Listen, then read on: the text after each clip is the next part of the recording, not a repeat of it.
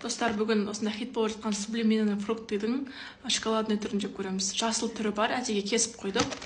Ақ түрі бар, и шоколадный түрі бар. Мына. Әпкем екеуміз, мен туған әпкем, білмейтіндерге қанағат, шүкір қыз.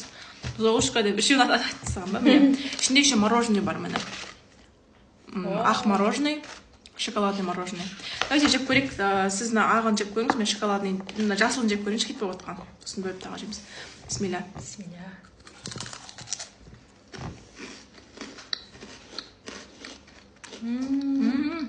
Күшті?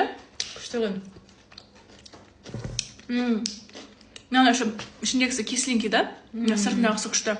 Егер қосқанда вообще күшті болады. Ашымара. Бір жегенге болады. Көп алып керек емес. Дәмін көргенге болады.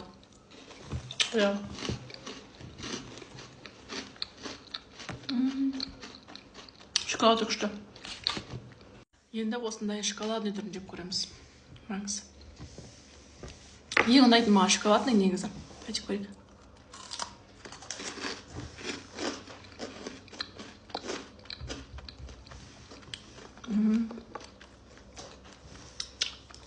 Өзі әдеметі.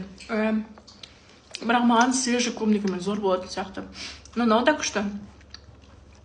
Тым тәттігі шаймен ішуге болады. Достар, енді маракуйя жеп көреміз. Маракуйя в шоколаде. Бисмилля.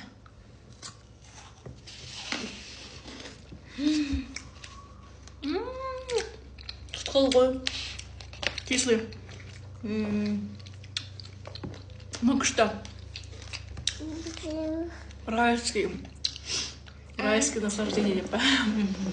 Күшті екен. Кислый. Мына маракуйяның өзін жеген күшті екен. Без шоколада, я?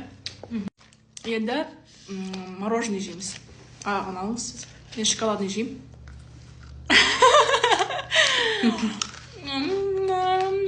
Ням-ням балуа. Күшті екен. Ма, саған да берем. Күшті қыздар. Мороженое күшті. Чем фрукты.